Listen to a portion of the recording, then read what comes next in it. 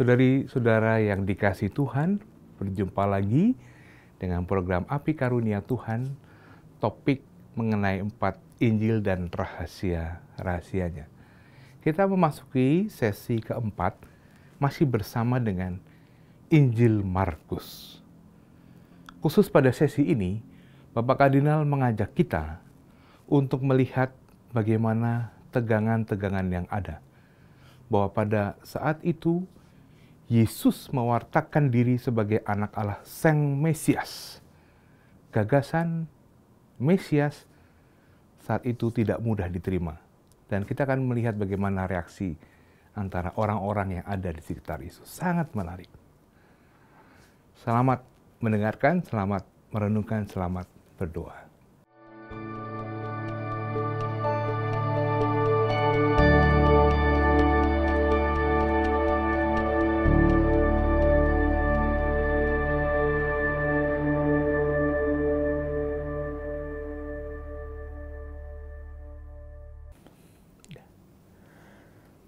Saudari-saudaraku yang terkasih, ini adalah percakapan keempat, mulai dengan pembicaraan tentang Injil-Injil. Kita mulai dengan Injil Markus.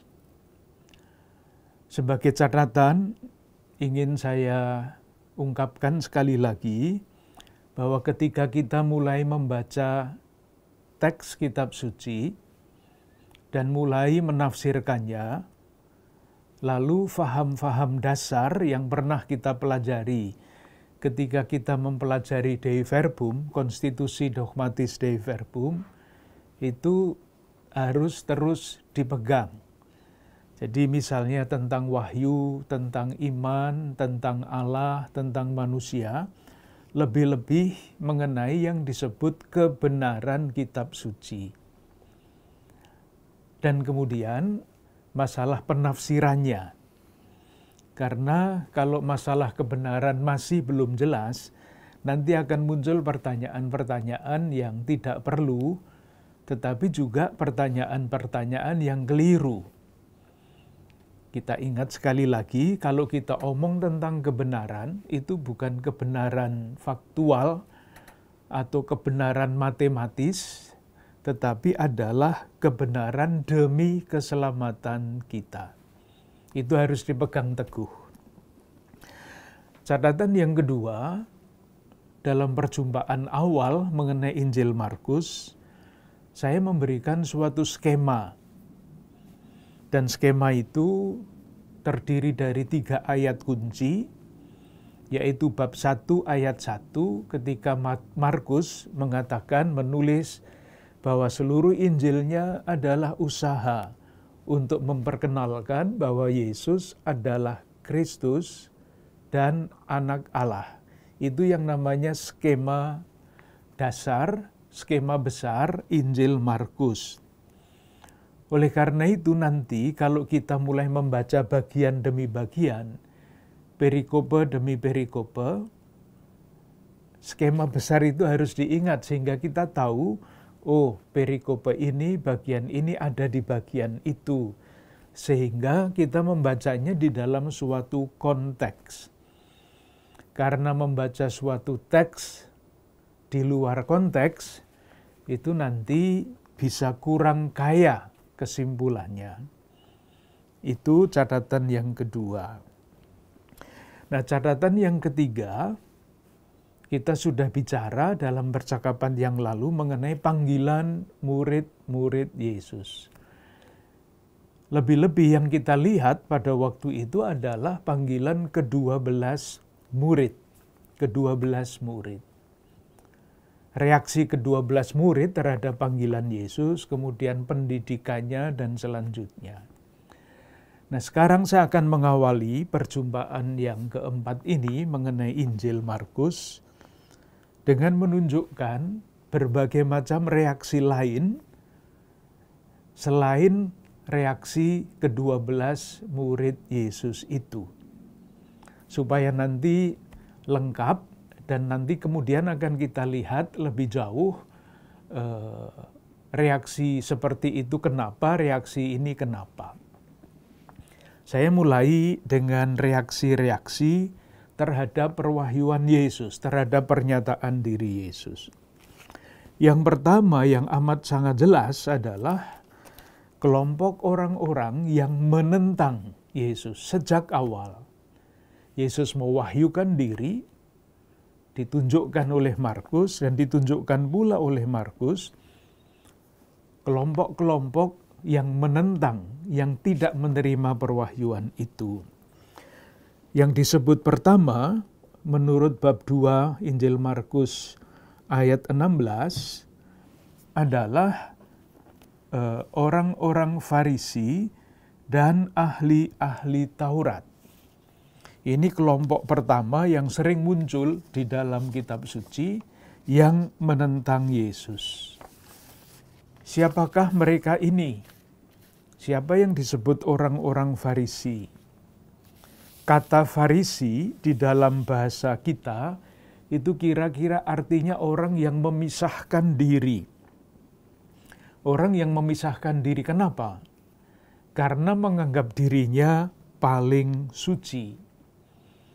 Orang-orang Farisi inilah yang dengan berbagai macam cara berusaha dan bahkan menunjukkan diri di tempat-tempat publik bahwa mereka adalah orang-orang yang amat sangat taat sekali.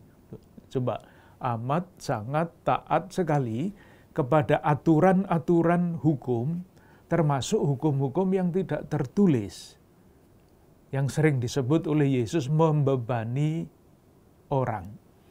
Tetapi karena orang ini ingin menjadi yang istimewa, yang terpisah, yang paling suci, maka mereka berusaha sungguh-sungguh dengan pakaiannya, dengan segala macam yang dia kenakan, menunjukkan bahwa dia adalah orang-orang hebat itu. Biasanya orang-orang ini, orang Farisi itu merasa dirinya lebih benar dibandingkan dengan orang-orang lain, dan menganggap orang-orang di luar kelompok mereka itu orang-orang yang disebut orang-orang kampung, orang-orang yang tidak tahu hukum, orang-orang yang tidak bersih, orang-orang yang najis, dan sebagainya. Itu orang-orang Farisi. Mereka ini sekali lagi selain hukum yang tertulis, menerima hukum-hukum yang tidak tertulis. Dan semuanya ditaati dengan sangat. Itu yang pertama. Yang kedua adalah yang disebut kelompok-kelompok imam. Mereka ini adalah orang-orang Saduki, keturunan Sadok. Nah, kalau orang Farisi, waktu Palestina dijajah oleh pemerintah Romawi, orang-orang Farisi ini boleh dikatakan netral atau bahkan menolak kehadiran orang-orang Romawi itu, karena yang bukan kelompok mereka itu adalah orang-orang yang tidak bersih itu. Sementara orang Saduki itu lain.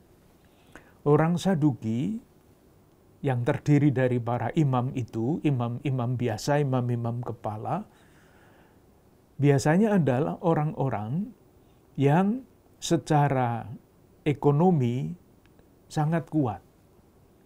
Mereka adalah pelayan-pelayan bait Allah, dan mereka ini mempunyai kedudukan politik yang sangat kuat.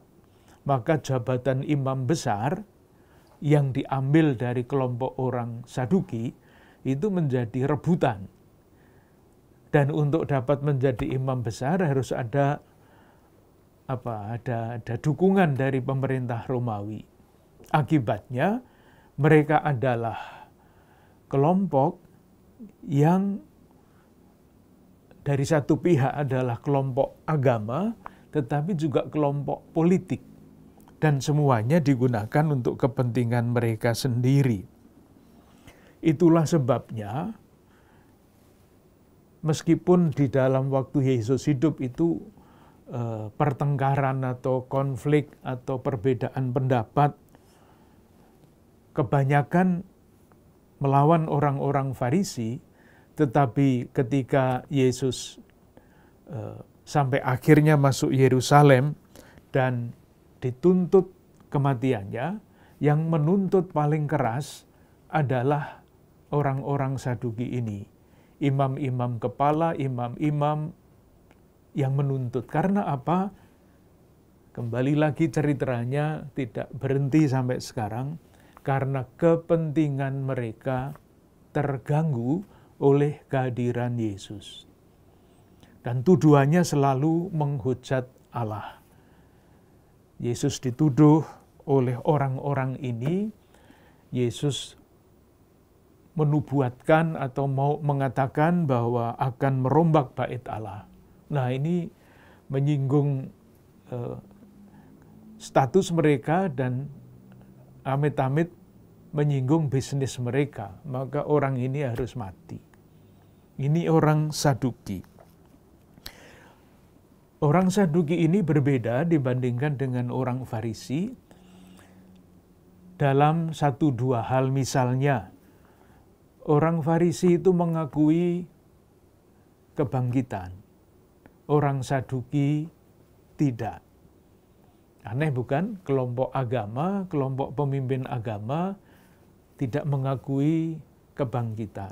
Yang kedua, yang dipegang oleh kelompok Saduki ini hanyalah hukum tertulis, bukan hukum yang tak tertulis. Itulah sebabnya tadi saya katakan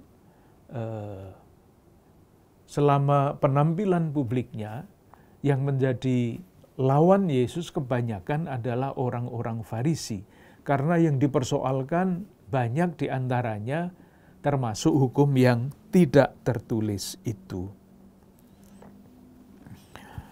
Yang ketiga adalah yang disebut ahli-ahli Taurat. Ahli-ahli kitab ini ada yang termasuk kelompok Saduki, ada yang termasuk kelompok Farisi. Mereka adalah ahli yang mempelajari kitab suci dan kemudian menafsirkannya, dan tafsiran inilah yang kemudian juga dipertimbangkan sebagai hukum yang tidak tertulis, yang harus ditaati. Inilah yang membebani masyarakat pada umumnya. Pada bab 3 ayat 6 itu ada sesuatu yang aneh mengenai lawan-lawan Yesus itu. Ketika Yesus menyembuhkan orang pada hari Sabat, lalu ada persoalan, lalu ayat 6, lalu keluarlah orang-orang Farisi dan segera bersekongkol dengan orang-orang Herodian. Ini aneh sekali. Karena apa? Karena semestinya kelompok itu tidak bisa bersatu. Orang Farisi itu orang-orang yang merasa dirinya bersih dan tidak mau kontak dengan orang-orang yang tidak bersih. Sementara orang Herodian itu adalah pendukung Herodes.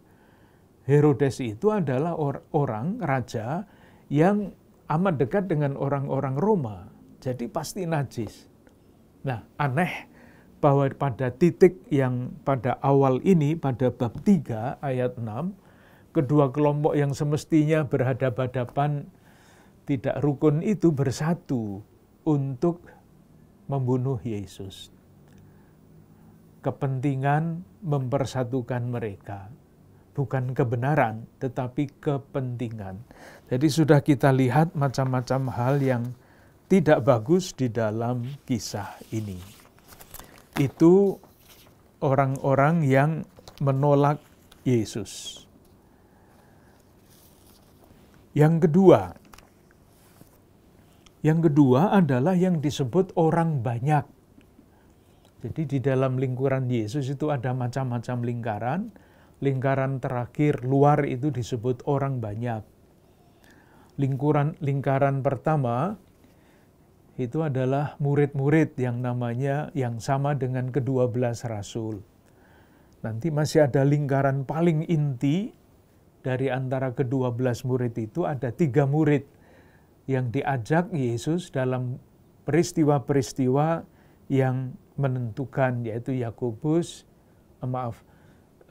Petrus, Yakobus, dan Yohanes. Namanya Petrus, Yakobus, Yohanes. Nanti suatu ketika nama Petrus itu ada pada nomor 2 kalau kita membaca Kisah Para Rasul. Tapi itu cerita yang lain. Kisah mengenai hal itu dapat kita lihat, kita baca misalnya pada bab 11. Markus bab 11 ayat 18.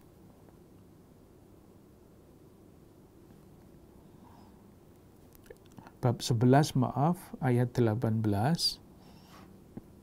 Imam-imam kepala dan ahli-ahli Taurat mendengar tentang peristiwa itu dan mereka berusaha untuk membinasakan dia sebab mereka takut kepadanya. Melihat seluruh orang banyak takjub akan pengajarannya.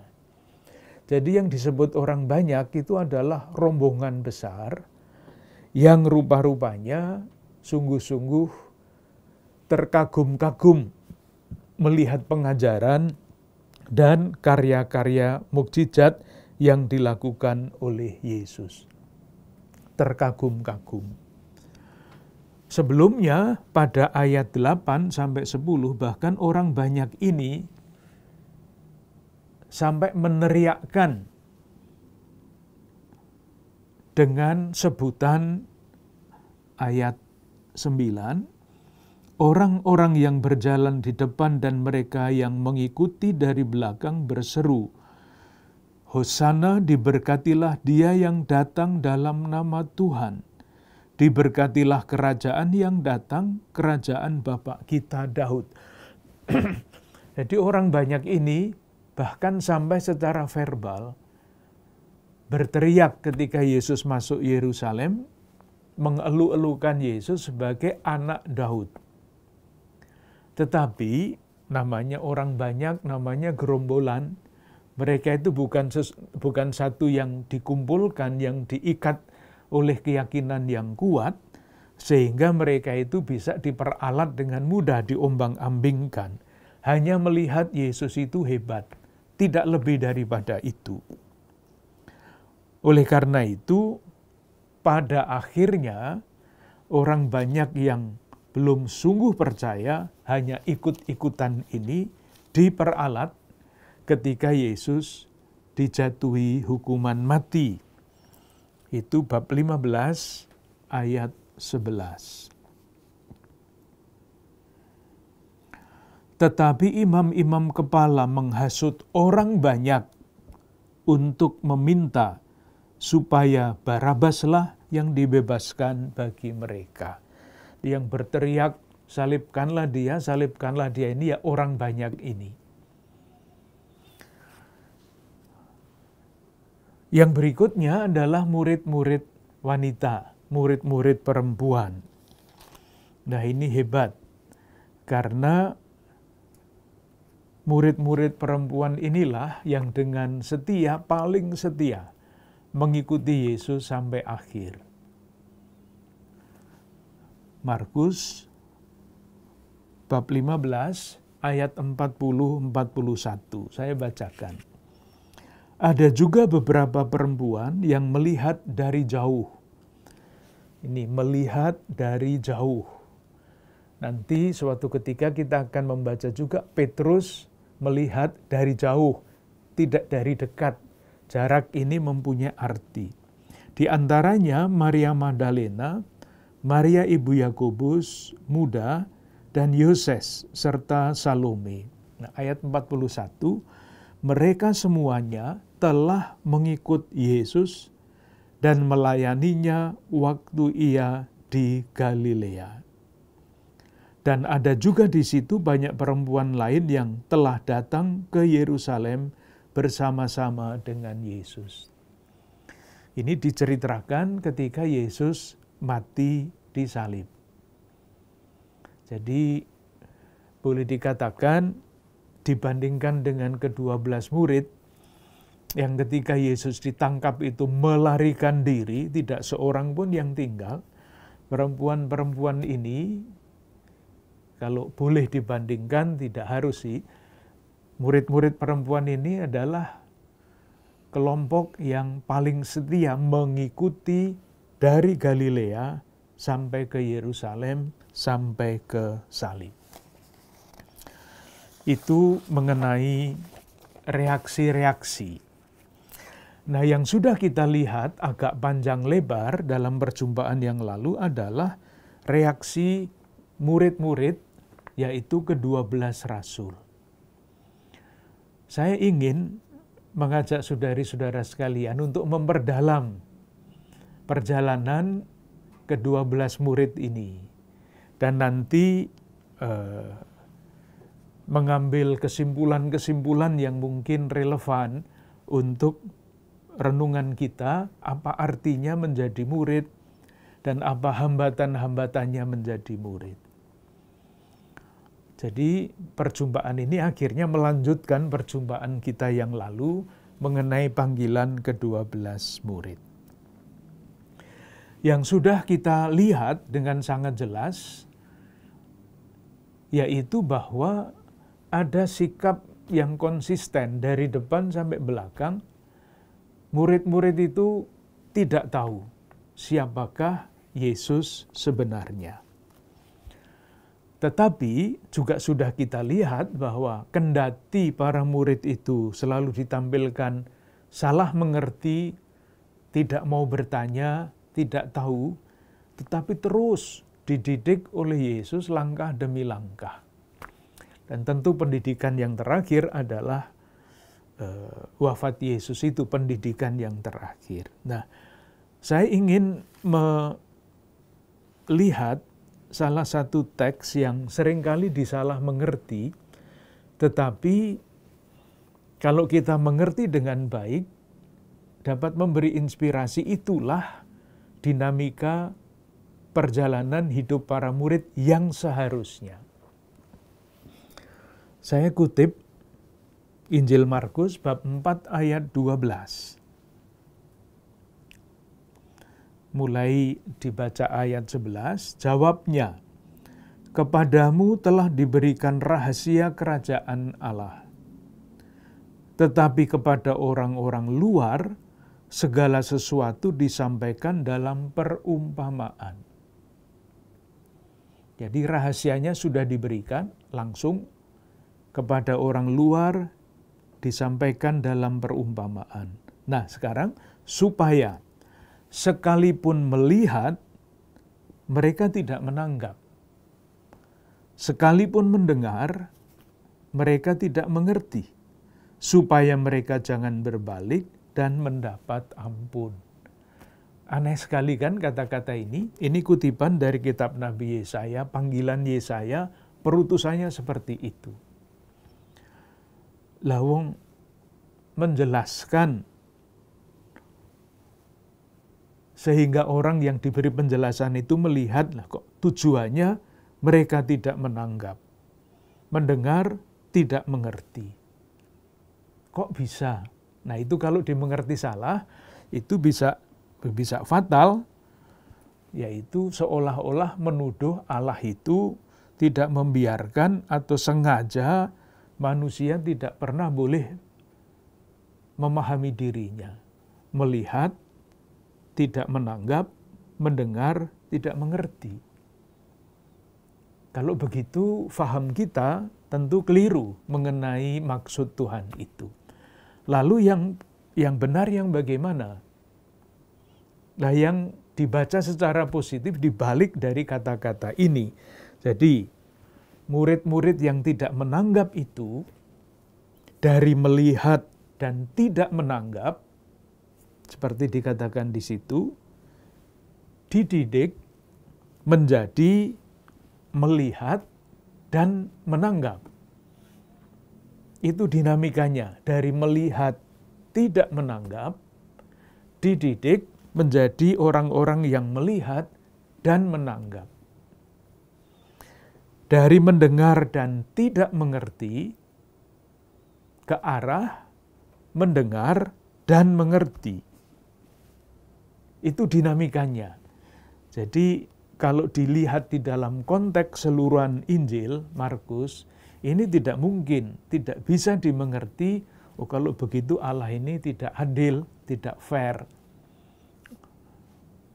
Membuat orang melihat tetapi tidak sampai menanggap, membuat orang mendengar tapi tidak sampai mengerti, supaya mereka jangan berbalik mendapat ampun sebaliknya. Moga-moga dengan demikian dinamika yang mau kita lihat itu nanti dapat muncul. Jadi nanti akan kita lihat mengapa mereka melihat tetapi tidak menanggap. Mengapa manusia mendengar tapi tidak mengerti. Akan kita lihat dalam beberapa teks yang akan kita daftar nanti, alasan-alasan mengenai hal itu. Moga-moga skema yang kita landaskan pada Markus bab 4 ayat 12 ini dapat ditangkap dengan baik. Jadi pada bab 4 ayat 12 kita temukan dinamika, titik awalnya tidak mengerti, menjadi mengerti. Pada awalnya tidak menanggap, menjadi menanggap. Nanti kita lihat. Nah, sebelum itu, saya ingin menggarisbawahi lagi ungkapan-ungkapan ketidaktahuan para murid. Ungkapan-ungkapan ketidaktahuan para murid. Supaya mulai merasakan dalam keseluruhan Injil Markus, ketidaktahuan itu mempunyai fungsi, yaitu kalau membuat suatu cerita, itu kan di tengah-tengahnya ada tegangan kan, supaya ceritanya menarik.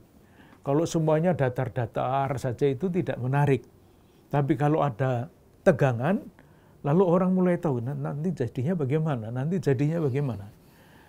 Nah, untuk merasakan tegangan itu, saya tunjukkan lagi beberapa ayat yang menunjukkan para murid itu tidak mengerti. Moga-moga yang saya maksudkan jelas. Jadi ketidakmengertian itu bukan sekedar bodoh, tetapi di dalam seluruh konstruksi Injil Markus menimbulkan tegangan bagi yang membaca. Supaya terus bertanya terusnya bagaimana, sehingga tidak berhenti membaca. Markus bab 4 lagi, ayat 23. Jadi saya yang membaca ayat-ayat saja untuk menunjukkan ketidaktahuan itu. Sesudah berbicara mengenai pelita, ini perumpamaan tentang pelita, Yesus mengatakan barang siapa mempunyai telinga untuk mendengar, hendaklah ia mendengar. Ini kalau dimengerti, ini kan semacam kalian ini sudah diberitahu mengenai macam-macam rahasia. Kerajaan Allah tadi bab 4 ayat 11, kepadamu telah diberikan rahasia kerajaan Allah. Diberitahu lagi dalam perumpamaan, tapi rupa-rupanya yang mempunyai telinga itu tidak mau mendengar. Maka diberi catatan, barang siapa mempunyai telinga untuk mendengar, hendaklah ia mendengar. Tidak mau mendengar. Ayat 24. Camkanlah apa yang kamu dengar. Camkanlah. Nah, kalau disuruh mencamkan itu kan artinya orang-orang itu tidak mencamkan. Nggak ngerti. Seperti dikatakan beberapa waktu yang lalu, para murid tidak mengerti tapi tidak mau tanya. Ayat 40. Bab 4 ayat 40. Ini kisah mengenai angin ribut diredakan. Lalu ia berkata kepada mereka, mengapa kamu begitu takut? Mengapa kamu tidak percaya? Eksplisit mengatakan, mengapa kamu tidak percaya? Jadi diingatkan berkali-kali, peringatan yang terakhir adalah mengapa kamu tidak percaya. Murid-murid tidak mengerti. Masih menimbulkan tegangan. Berikutnya adalah bab 6 ayat 52. Bab 6 ayat 52. Ini cerita Yesus berjalan di atas air. Sebelumnya, kisah sebelumnya adalah Yesus memberi makan kepada 5.000 orang. Ayat 52 mengatakan begini, sebab sesudah peristiwa roti itu, mereka belum juga mengerti, dan hati mereka tetap degil. Padahal mukjizat roti itu kan bukan main dahsyatnya ya kalau kita mengerti khususnya secara harafiah. Dahsyat betul, tetapi di sini dikatakan sebab sesudah peristiwa roti itu mereka juga belum mengerti. Jadi masalah roti ini rupa-rupanya masalah besar, peristiwa besar, sampai masih diulang lagi, disebut lagi pada bab 8, ayat 14. Tentang ragi orang Farisi dan tentang ragi orang Farisi dan ragi Herodes. Ayat 14 itu menarik. Kemudian ternyata murid-murid Yesus lupa membawa roti lagi. Hanya sebuah saja yang ada pada mereka dalam perahu. Lalu Yesus memperingatkan mereka, katanya, berjaga-jagalah dan awaslah terhadap ragi orang Farisi dan ragi Herodes. Itu yang bersekongkol mau membunuh Yesus tadi. Nah, reaksi mereka adalah, maka mereka berpikir-pikir dan seorang berkata kepada yang lain, itu dikatakannya karena kita tidak mempunyai roti. Orang Jawa bilang kami roti, dan pikirannya itu roti, tetapi salah mengerti. Bab 17 ayat 18, bab 8 ayat 17 sampai 18. Dan ketika Yesus mengetahui apa yang mereka perbincangkan, ia berkata, mengapa kamu memperbincangkan soal tidak ada roti? Belum jugakah kamu faham dan mengerti? Telah degilkah hatimu? Kamu mempunyai mata, tidakkah kamu melihat? Kamu mempunyai telinga, tidakkah kamu mendengar? Dan selanjutnya. Tidak mengerti lagi. Bab 9 ayat 32 tadi sudah saya sebut, sesudah pemberitahuan tentang penderitaan Yesus yang kedua, komentarnya adalah mereka tidak mengerti perkataan itu, namun segan menanyakannya kepadanya. Jadi, dinamikanya adalah ini. Kembali pada bab 4 ayat 11. Kepadamu telah diberikan rahasia kerajaan Allah. Jadi semuanya sudah dibuka. Pertanyaannya adalah, mengapa rahasia kerajaan Allah itu sudah dibeberkan utuh lengkap, tetapi murid-murid ini tetap tidak mengerti? Moga-moga jelas masalahnya. Sudah diberitahukan semuanya pada bab 4 ayat 11, tetapi tetap tidak mengerti. Nah, sekarang mau kita jawab di dalam beberapa teks, apa yang membuat murid-murid itu tidak mengerti. Belum kita bicarakan pada percakapan yang lalu, waktu itu hanya kita katakan, ya pikiran manusia beda dengan pikiran Allah. Tetapi pertanyaannya adalah yang disebut pikiran manusia itu yang mana? Nah, sekarang mau ditunjukkan alasan-alasan mengapa murid-murid itu tidak mengerti. Kembali dari depan. Bab 2, ayat 25 sampai 26. Ini adalah kisah murid-murid memetik gandum pada hari Sabat. Ceritanya begini, ayat 23, pada suatu kali pada hari Sabat Yesus berjalan di ladang gandum. Sementara berjalan murid-muridnya memetik bulir gandum. Jadi memetik bulir gandum pada hari Sabat, menurut aturan tadi, aturan-aturan orang Farisi tidak boleh. Maka kata orang Farisi kepadanya, Farisi, lihat mengapa mereka berbuat sesuatu yang tidak diperbolehkan pada hari Sabat. Soalnya seperti itu. Yesus dan murid-muridnya melanggar hukum Sabat. Nah, jawaban Yesus itu sebetulnya mudahnya begini. Kalian itu merasa diri sebagai orang yang paling tahu hukum. Tapi kalian tidak membaca kitab suci dengan baik.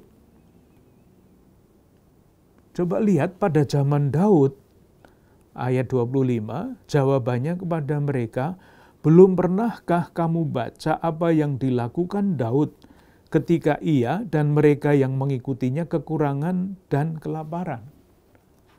Itu ceritanya nanti bisa dibaca sendiri pada kitab pertama Samuel bab 21 ayat 1 sampai 6.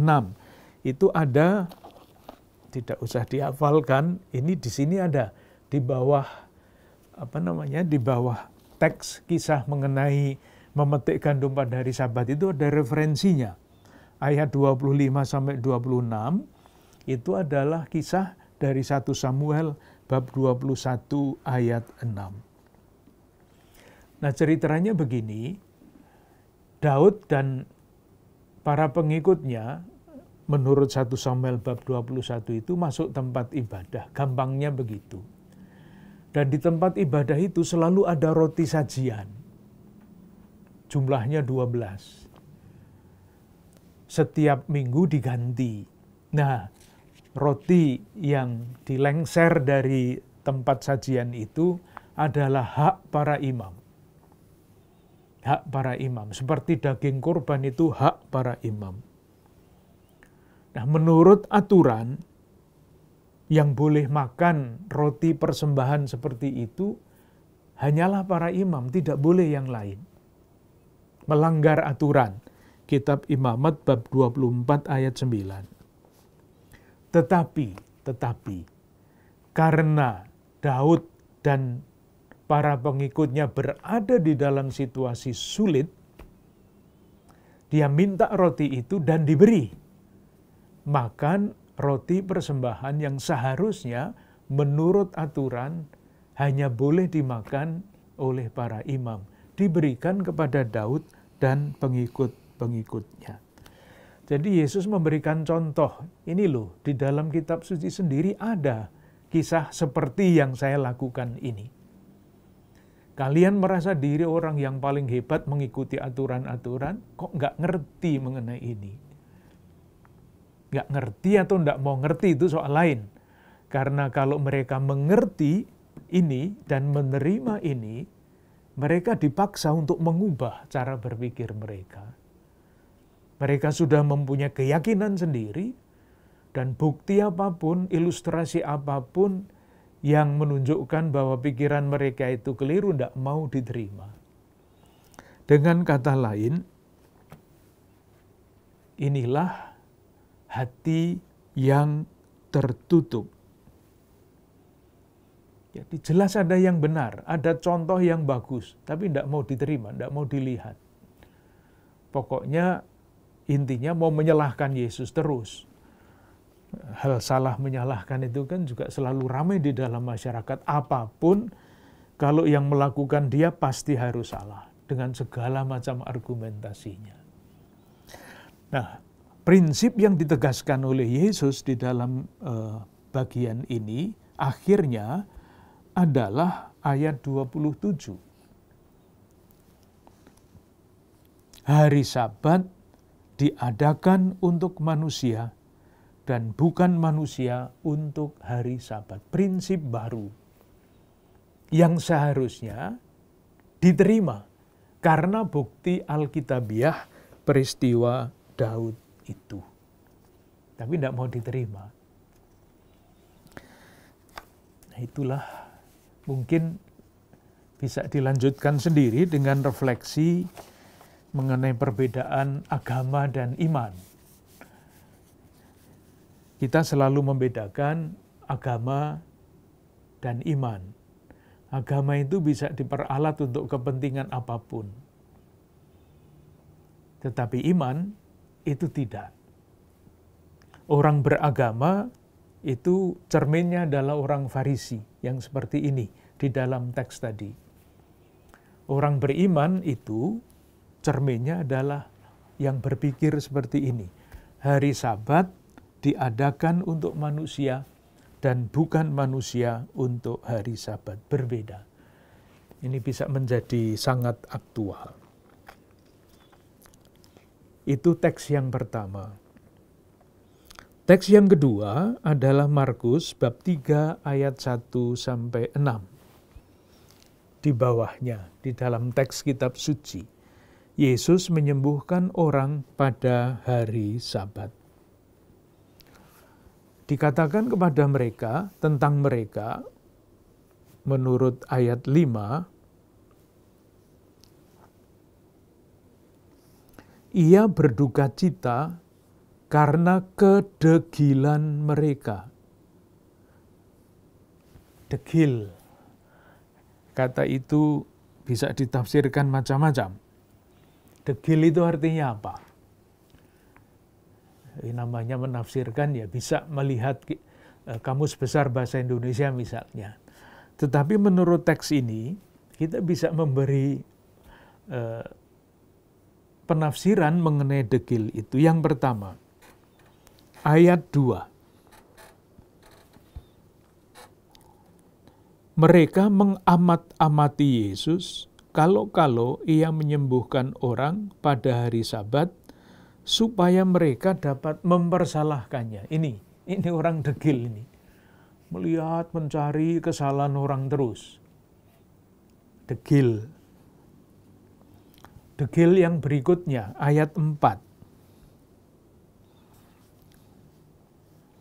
Katanya kepada mereka, Yesus bertanya kepada orang degil itu, manakah yang diperbolehkan pada hari Sabat? Berbuat baik atau berbuat jahat? Menyelamatkan nyawa orang atau membunuh orang? Pertanyaan yang jelas sekali jawabannya. Nah, orang degil itu menurut kisah ini yang tidak mau menjawab pertanyaan yang jelas itu. Dikatakan pada kalimat berikutnya, tetapi mereka itu diam saja. Kenapa diam saja? Tidak berani menjawab. Karena jawabannya pasti. Suruh memilih berbuat baik atau berbuat jahat, pasti jawabannya berbuat baik. Suruh memilih menyelamatkan nyawa orang atau membunuh, pasti jawabannya menyelamatkan orang. Tapi mereka tidak mau menjawab, karena kalau menjawab, ada risiko berubah. Bagi mereka itu lebih baik tidak menjawab, sekali lagi karena kalau menjawab itu ada risikonya. Loh, kamu jawabannya begitu kok nyatanya begini. Nah, mereka tidak mau menjawab.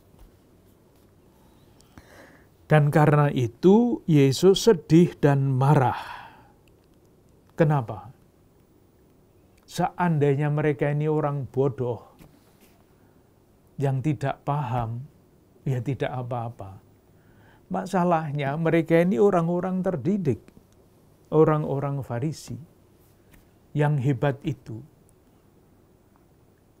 moga-moga ditangkap maksud saya. Kalau yang tidak mengerti itu orang yang tidak berpendidikan, ya wajar. Tetapi yang tidak mau mengerti ini adalah orang-orang yang terdidik. Aneh yang membuat Yesus, kedegilan mereka itu membuat Yesus bahkan dikatakan marah. sedih karena itu. Dan yang ketiga, yang berikutnya, itu ayat 6 yang tadi sudah saya singgung.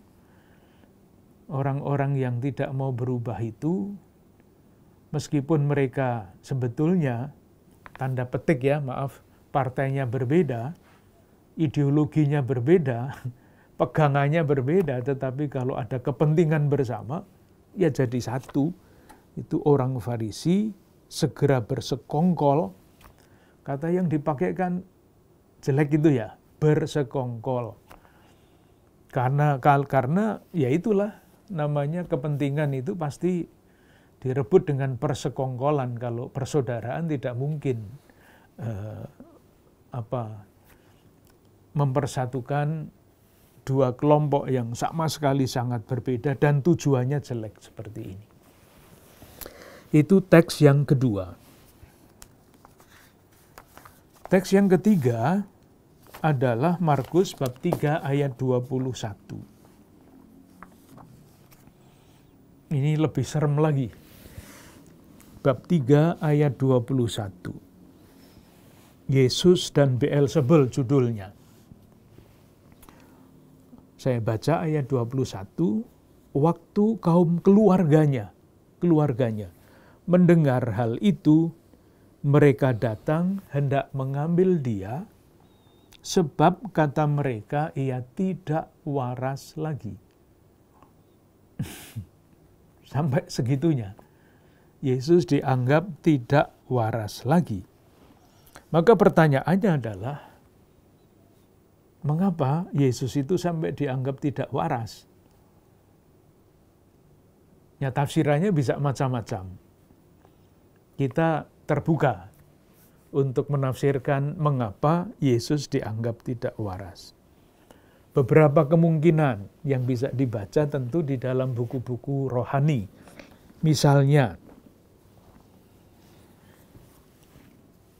Yesus itu kan anak tukang kayu. Perusahaannya berhasil baik. Dan jangan dibayangkan tukang kayu pada waktu itu buruh, bukan. Menurut banyak orang yang meneliti kehidupan masyarakat pada waktu itu, kedudukan di masyarakat tukang kayu dan tabib itu sama. Bagian dari masyarakat yang pasti bukan kelas yang di bawah, tapi sekurang-kurangnya kelas menengah. Jadi sudah mapanlah hidupnya.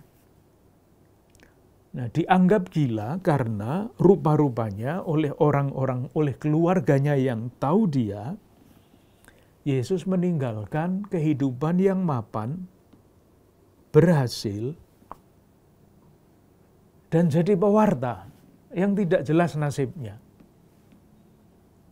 Itu bisa dianggap gila. Sama dengan orang-orang yang sudah mempunyai kedudukan yang begitu tinggi, tiba-tiba ingin jadi pastor, ingin jadi suster. Bodoh bukan main itu, menurut cara berpikir tertentu. Kebodohan yang kedua atau kegilaan yang kedua, dia lawan orang-orang yang mempunyai kedudukan penting di dalam masyarakat Palestina. Orang Farisi dilawan, ahli-ahli Taurat dilawan, orang Saduki dilawan, mahkamah agama dilawan. Gila kan? Siapa kau melawan orang-orang yang sudah mempunyai posisi yang begitu mapan itu? Gila, tidak bisa dimengerti, pasti kalah. Tidak akan pernah menang dengan penguasa-penguasa yang ada di dalam masyarakat pada waktu itu. Apalagi kalau dilihat siapa sih pendukungnya Yesus itu untuk melawan kelompok-kelompok yang sangat menentukan di dalam masyarakat itu. 12 murid, siapa mereka?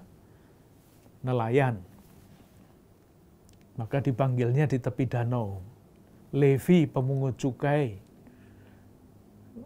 Punya kekuatan apa untuk melawan kekuatan-kekuatan dahsyat di dalam bidang agama, di dalam bidang politik seperti itu? Memang ada satu nasionalis yang hebat di antara muridnya, yaitu Simon, orang Zelot, Wah, itu nasionalis tulen. Yang juga baik untuk dipikirkan adalah Yesus itu aneh ya, mengumpulkan 12 rasul dari orang-orang yang latar belakangnya berbeda-beda sekali. Nelayan, pemungut cukai, nasionalis itu mempersatukannya gimana itu? Tapi itu soal lain untuk dipikirkan. Jadi pendukungnya adalah orang-orang biasa.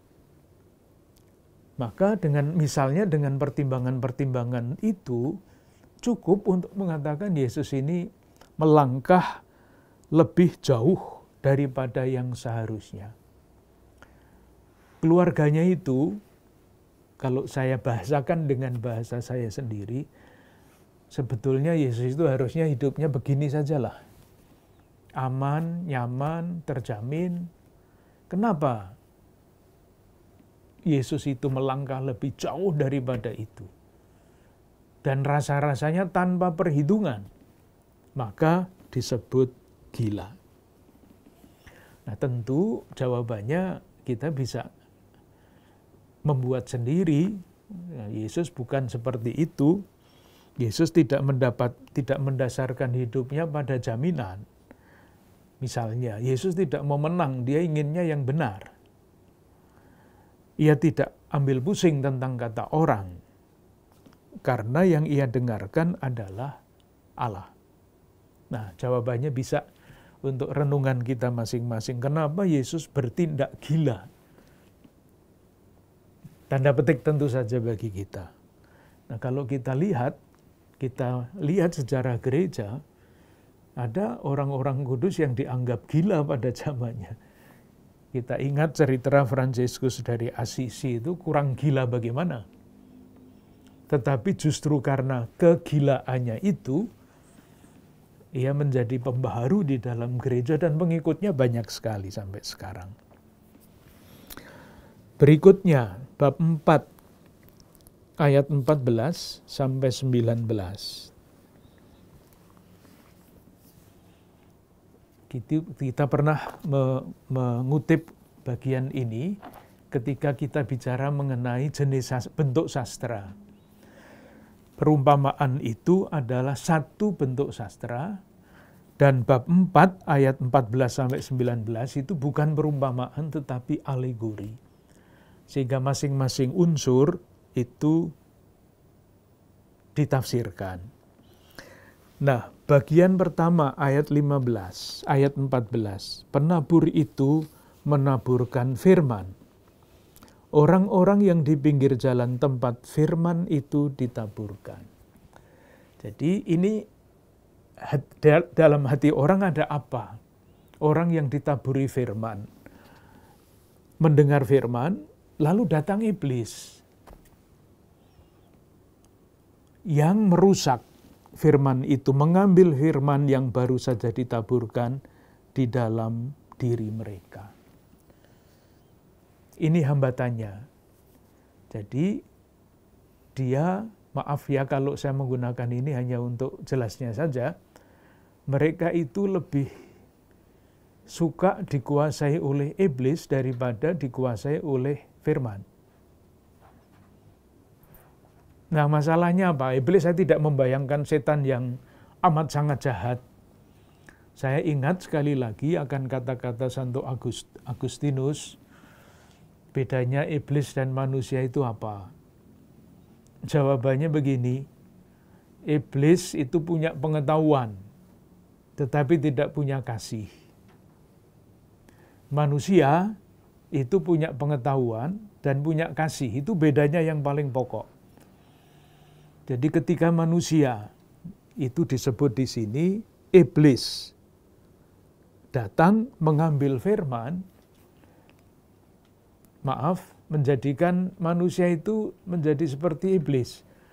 Saya sekali lagi tidak membayangkan iblis laknat jahat itu, tetapi hidupnya tidak utuh. Hanya punya pengetahuan, tidak punya kasih. Nah, silahkan membayangkan ekstrimnya kalau orang punya pengetahuan yang semakin hebat, tetapi tidak punya kasih, itu jadinya seperti apa? ya membuat bom atom untuk merusak dunia. Itulah yang namanya dikuasai oleh iblis. Padahal manusia yang ditaburi firman, kalau menggunakan tafsiran Santo Agustinus, dia itu mestinya bertumbuh di dalam pengetahuan dan di dalam kasih. Menurut ajaran gereja sekarang, kita semua dipanggil untuk mencapai kesempurnaan kasih. Nah, kalau dikuasai iblis pasti itu yang namanya benih kasih itu akan mati segera. Itu yang pertama. Jadi watak manusia yang tidak seimbang. Yang kedua, ayat 16 dan 17. Demikian juga yang ditaburkan di tanah yang berbatu-batu ialah orang. Nah, sekarang tafsiran yang kedua, orang itu bukan tanah tempat benih ditaburkan, tetapi dia adalah benih yang ditaburkan. Apa yang menjadikan mereka itu tidak subur? Dikatakan pada ayat 17, mereka tidak berakar dan tahan sebentar saja, apabila kemudian datang penindasan atau penganiayaan karena firman, mereka segera murtad. Di pribadi yang tidak mempunyai keyakinan yang utuh, sehingga kesulitan sedikit disebut di situ penganiayaan dan penindasan, selesai. Padahal kalau kita membaca Kisah Para Rasul, kita bisa mengatakan untung ada penganiayaan, untung. Dan ketika jemaat mengalami penganiayaan itu, kalau nanti membaca Kisah Para Rasul bab 4 misalnya, yang diminta bukan pembebasan dari penindasan. Yang diharapkan, didoakan bukan dibebaskan dari penganiayaan. Tetapi yang diminta adalah berikanlah kepada kami keberanian untuk mewartakan firman. Itu beda dengan yang disebut pada ayat 16 dan 17 di situ. Bab 3, yang ketiga adalah ayat 18. Dan yang lain ialah yang ditaburkan di tengah semak duri. Orang yang ditaburkan, benih orang yang ditaburkan di tengah semak duri. Siapa mereka? Kekhawatiran dunia, tipu daya kekayaan, dan keinginan-keinginan akan hal yang lain masuk menghimpit firman itu sehingga tidak berbuah. Disebut di situ, bisa ditafsirkan sendiri, kekhawatiran dunia, tipu daya kekayaan, keinginan yang lain. Itulah yang sering disebut Tritunggal yang Maha Tidak Kudus. Kita mempunyai Tritunggal Kudus, Maha Kudus, ini Tritunggal yang Maha Tidak Kudus. Apa itu? Ya bisa ditafsirkan sendiri satu persatu ini apa. Saya pernah membaca di dalam buku tertentu yang disebut Tritunggal yang Maha Tidak Kudus itu adalah uang, kekuasaan, gengsi. Kenapa orang mencari uang? Supaya punya kuasa dalam bidang apapun. Tidak harus jadi presiden, tetapi kekuasaan di dalam berbagai macam bidang. Kenapa cari kekuasaan? Ya untuk gengsi. Kalau kekayaan itu kan bagus. Nah untuk apa? Nah, kalau untuk gengsi ya jadinya tidak bagus. Kalau kekayaan itu untuk dibagikan, lah itulah yang namanya benih yang subur. Tapi Tritunggal Maha Tidak Kudus itu jahatnya bukan main. Uang, kekuasaan, gengsi. Itu dapat merusak segala macam bentuk keadilan sosial. Tapi untuk itu pasti harus ada pembicaraan yang lain. Yang terakhir adalah benih yang akhirnya berbuah. Ayat 20, dan akhirnya yang ditaburkan di tanah yang baik ialah orang yang mendengar, menyambut firman itu lalu berbuah. Ada yang 30 kali lipat, 60 dan 100 kali lipat. Ini benih yang adalah orang yang menjadi benih yang subur.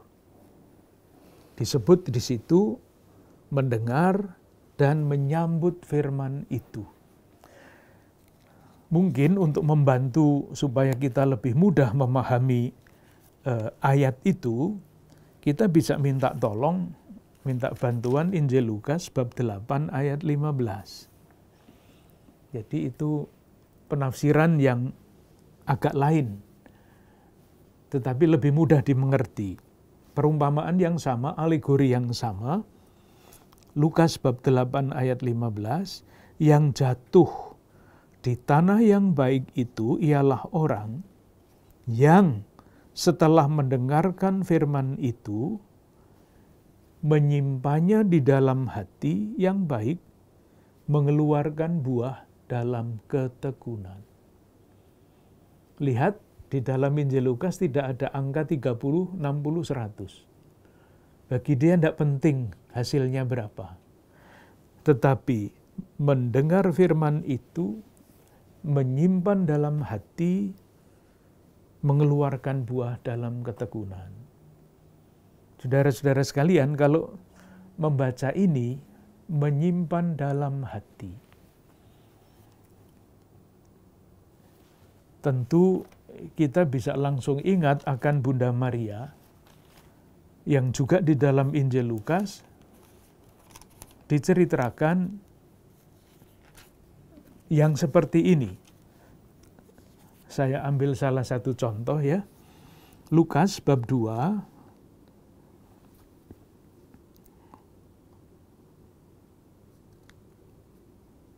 ayat 51.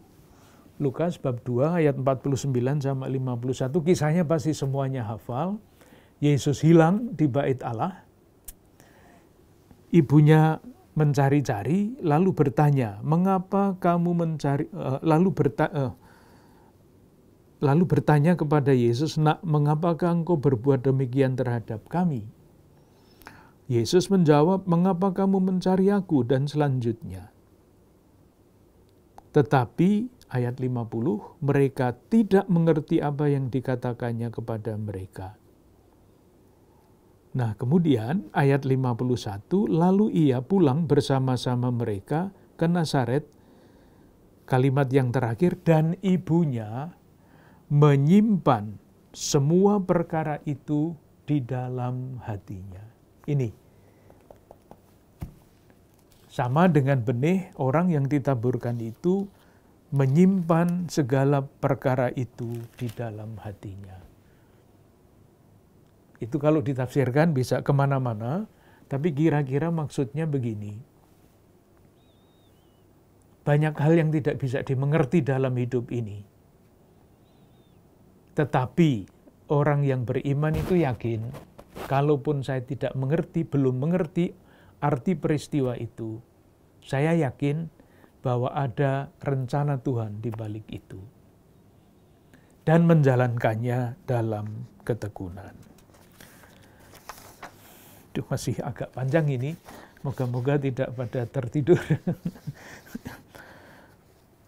Dicoba, diperpendek. Markus bab 4 ayat 24.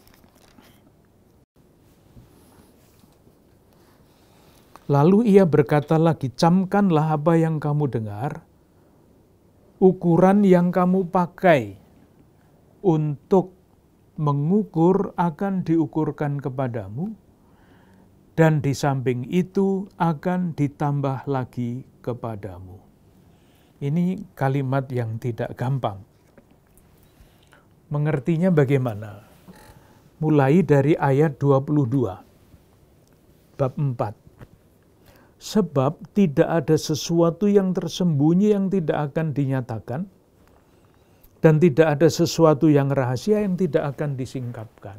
Sama dengan bab 4 ayat 11. Semua rahasia akan disingkapkan dan telah disingkapkan. Nah, tergantung mau menerimanya seperti yang mana. Mau menerima seutuhnya atau menerima sebagian-sebagian. Itulah yang dikatakan pada ayat 24. ukuran yang kamu pakai untuk mengukur akan diukurkan kepadamu. Mudahnya begini, kalau kepada kita ditawarkan seluruh rahasia rencana Allah, apakah kita menerimanya semuanya? Ukuran kita yang mana? Semua atau pilih-pilih? Nah, kalau pilih-pilih, yang dipilih yang mana? Nah, kalau menerima kehendak Tuhan itu pilih-pilih, ya ukuran itu yang akan diukurkan kepadamu. Gampangannya begini, contoh. Ini cerita dari dosen saya dulu yang sering diundang kemana-mana untuk memberi ceramah. Kalau ceramahnya tentang Bunda Maria, yang selalu indah, dengan nyanyian-nyanyian yang indah itu, pesertanya banyak sekali. Karena ingin mendengar tentang Bunda Maria yang bagus-bagus itu. Tetapi dia adalah dosen moral. Kalau saya mulai bicara tentang ajaran sosial gereja, tidak banyak yang mau hadir. Karena apa? Karena ketika beliau bicara mengenai moralitas gereja tentang keadilan sosial, itu tuntutannya banyak. Jadi tidak mendengar yang indah-indah, tapi yang didengar adalah tuntutan. Nah, kita mau memilih yang mana? Memilih sebagian, yang pilih-pilih, akibatnya ya ukurannya segitu itu. Atau kita mau memahami segala rencana Tuhan itu. Tinggal pilih, dikatakan di situ, karena siapa yang mempunyai kepadanya akan diberi, kepada siapa yang tidak mempunyai apapun juga yang ada padanya akan diambil daripadanya. Ini bukan masalah uang, bukan masalah apa-apa. Tetapi kekokohan, ketabahan iman, kekuatan iman, kekayaan iman. Kalau yang mau dipilih yang gampang-gampang, yang enak-enak, yang sesuai dengan kehendak saya, itu artinya imannya masih kecil. Ya, tidak akan bertumbuh. Tetapi kalau seluruh aspek dari iman mau diterima, meskipun belum mampu, tetapi mau, itu pengaruhnya akan sangat besar. Yang terakhir itu bab 7 ayat 21 sampai 23. Yesus bicara panjang tentang perintah Allah dan istiadat Yahudi. Sebetulnya bisa dijereng panjang sekali, tetapi kita lihat saja nanti mungkin dalam percakapan berikutnya kalau kita mempunyai kesempatan kita bicarakan lebih jauh. Kesimpulannya adalah ayat 20. Apa yang keluar dari seseorang itulah yang menajiskan. Jadi yang menghambat seseorang untuk menerima kepenuhan misteri Allah, kerajaan Allah, itu ada di dalam hati orang. Tidak yang dari luar. Nah, apa itu? Sebab dari dalam, dari hati orang, timbul segala pikiran jahat, percabulan, pencurian, pembunuhan, keserakahan, kejahatan, kelicikan, hawa nafsu, iri hati, hujat, kesombongan, kebebalan. Semua hal yang jahat ini timbul dari dalam dan menajiskan orang. Dalam arti ini bahasanya memang menajiskan orang. Membuat orang tidak bersih, tidak boleh beribadah. Tetapi sebetulnya maksudnya adalah itulah hal-hal yang ada di dalam hati manusia, termasuk di dalam hati para murid, yang membuat mereka tidak mengerti perwahyuan diri Yesus.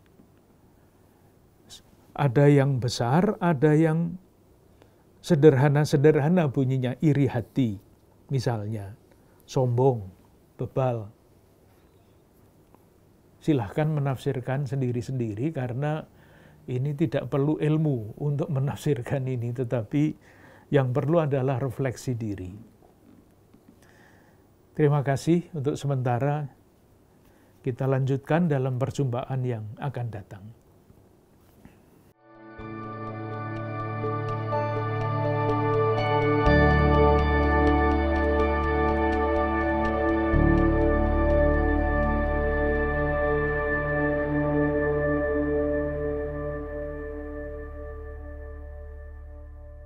Saudari-saudari dan saudara yang terkasih, kita telah mengakhiri sesi keempat. Kita sadar betapa revolusionernya Yesus sebagai anak Allah, Sang Mesias pada zaman itu. Harapannya refleksi bagi kita bagaimana gambaran dan penghayatan tentang Yesus, Sang Mesias, sungguh mengubah hidup kita, perilaku kita, tindakan dan perbuatan kita. Nah, kita akan berjumpa lagi pada sesi Senin, Minggu malam, minggu depan, masih tetap bersama Injil Markus. Sampai jumpa, Tuhan memberkati.